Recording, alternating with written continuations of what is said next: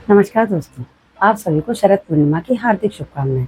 हर साल आज के दिन खीर का भोग बना के मैं ठाकुर जी को भोग लगाती हूँ। तो मैंने सोचा इस बार इस प्रोसेस को आपके साथ शेयर किया जाए। तो चलिए शुरू करते हैं भोग बनाना।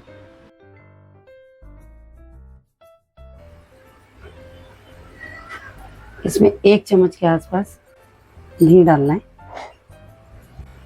घी हल्का गर्म हो गया, कटे हुए ड्राई फ्रूट्स डाल देना। फिर इसको थोड़ा हल्का सा रोस्ट कर लीजिए। बर्तन खाली है ना, तो इसलिए आवाज ज्यादा कर रहा है।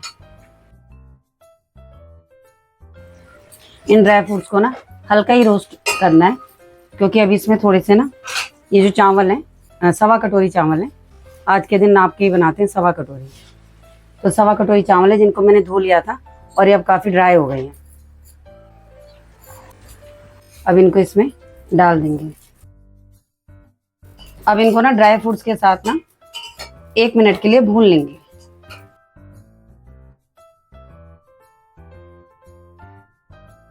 चावलों को भी ना ज़्यादा नहीं भूनना है, ये तो ज़्यादा क्रंची हो जाएंगे तो फिर घुट नहीं पाएंगे। अब इसमें गाय का दूध डाल देंगे। अब इसको धीमी आंच में थोड़ी देर ऐसे ही पकने देंगे।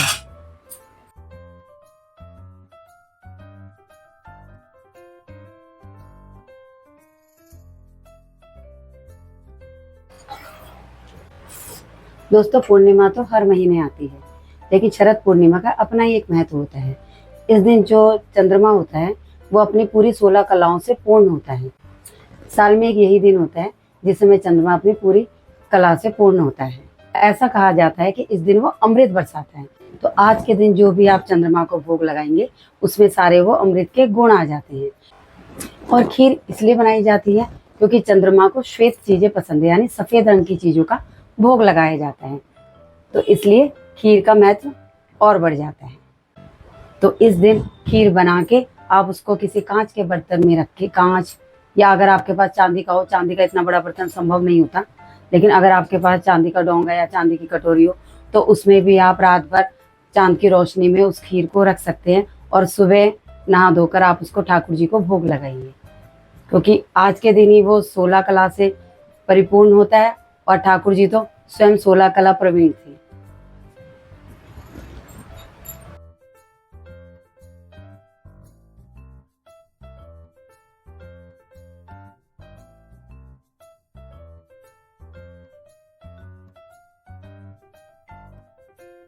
ऐसी मान्यता भी है कि आज के दिन लक्ष्मी जी अपने वाहन पर सवार होकर धरती के भ्रमण के लिए निकलती हैं। तो आज के दिन लोग लक्ष्मी पूजन भी करते हैं।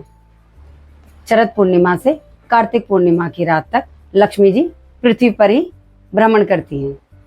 तो जिनको लक्ष्मी जी को प्रसन्न करना हो, ये पूरे 1 महीने लक्ष्मी जी की विशेष पूजाएं कर सकते हैं।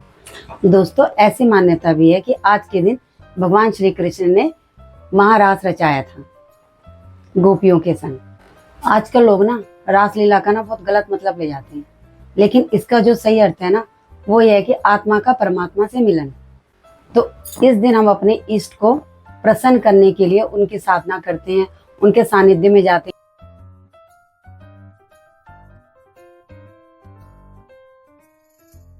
खीर को बनने में ना पूरा 1-1.5 घंटे का समय तो लग ही जाता है, कई बार उससे ज्यादा भी लग जाता है।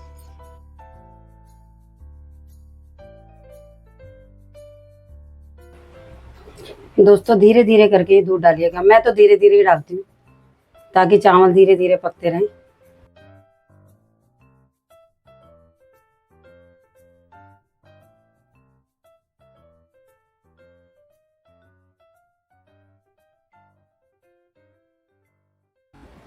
शरद पूर्णिमा का पौराणिक और धार्मिक ही महत्व नहीं है, इसका वैज्ञानिक महत्व भी है।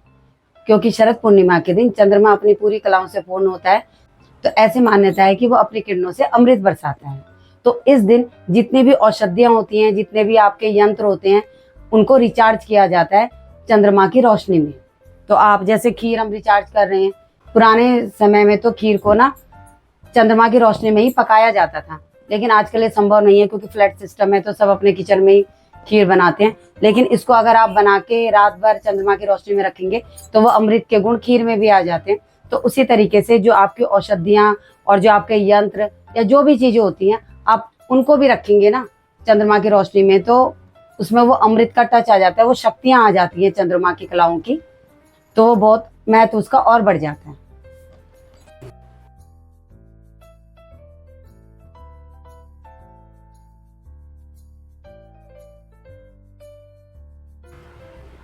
हमारे सनातन धर्म में ना जितनी भी पूजा पद्धति होती है ना, वो सब साइंटिफिक रीजन पर आधारित होती है। लेकिन आजकल की पीढ़ी ना इस बात को ना बिल्कुल ही नहीं समझती है। वो सोचती है कि ये सारी चीजें ना धक्यानुसी हैं, क्या करना मानने का मानकर, ये तो पुराने जमाने की बात है, अब हम तो नए जमाने में रह रही हैं।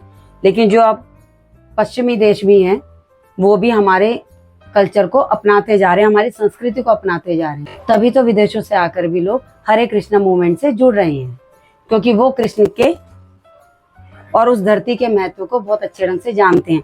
लेकिन हम इसी धरती में पैदा होकर इस महत्व को नहीं समझते हैं, या समझ कर भी अनजान बनने की कोशिश करते हैं कि हम तो मॉडर्न हैं।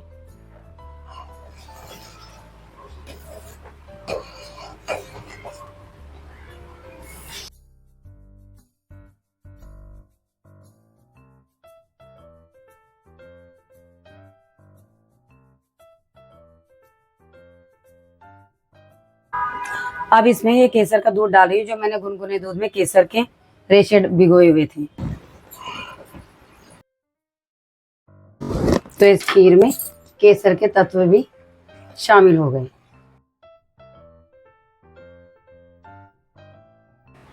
और ये अब ये चीनी, ये भी सफेद ही है, तो इसका भी आज के दिन महत्व बढ़ जाता है।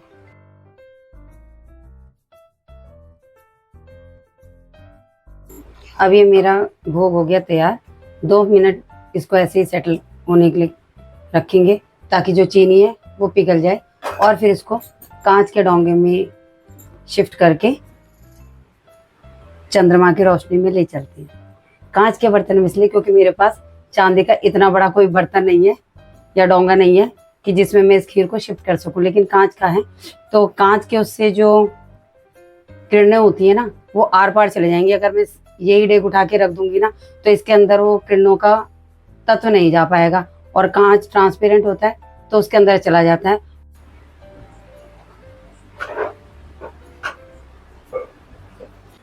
दोस्तों, मैंने अब इस खीर को कांच के बाउल में शिफ्ट कर दिया है। अब मैं इसमें डाल रही हूँ इलायची पाउडर,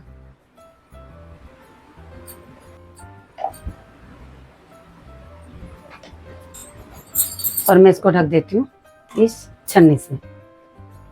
तो चलिए चांद की चांदनी में चलते हैं। आज शरद पूर्णिमा की रात में चांद भी अपनी पूरी आभा के साथ दिव्यमान हो रहा है। बादल भी उसके तेज को धरती पर आने से रोक नहीं पा रहे।